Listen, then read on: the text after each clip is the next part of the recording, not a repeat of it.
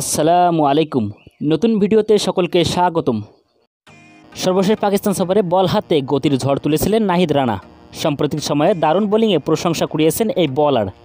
পাকিস্তান সফরের পাশাপাশি ওয়েস্ট ইন্ডিজে গিয়েও ভালো করেছিলেন তিনি। চলমান বাংলাদেশ প্রিমিয়ার লিগ বিপিএলে রংপুর রাইডার্সের হয়ে ছন্দে আছেন নাহিদ রানা। ধারাবাহিক পারফরমেন্সের ফল হিসাবে পাকিস্তান সুপার লিগ পিএসএল দল পেয়েছেন তিনি। গোল্ড ক্যাটাগরি থেকে বাংলাদেশের এই পেসারকে দলে নিয়েছেন পেশাওয়ার জালমি। ফ্রাঞ্চাইজিটির অধিনায়ক হিসেবে থাকবেন বাবর আজম।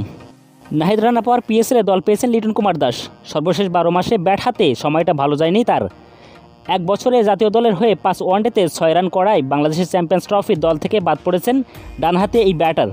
তবে চলমান বিপিএলে ঢাকা ক্যাপিটালসের হয়ে শেষ 2 ম্যাচে রানের দেখা পেয়েছেন লিটন। সিলেট স্ট্রাইকার্সের বিপক্ষে 73 রানের ইনিংস খেলার পর দুর্বার রাজশাহীর বিপক্ষে অপরাজিত ছিলেন 125 রানে।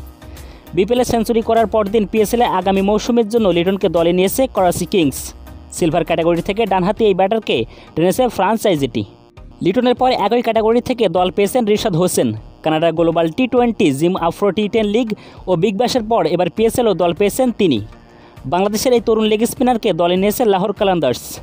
সর্বশেষ কয়েক বছরে তাদের হয়ে খেলেছেন রশিদ খান। আফগান তারকার অভাব পূরণে রিশাদকে দলে টেনেছে শাহিন শাহ আফ্রিদিরা। পিএসএলের এবারে আসরে প্লেয়ার ড্রাফটে ভিন্ন ক্যাটাগরিতে নাম দিয়েছিলেন বাংলাদেশের 39 ক্রিকেটার।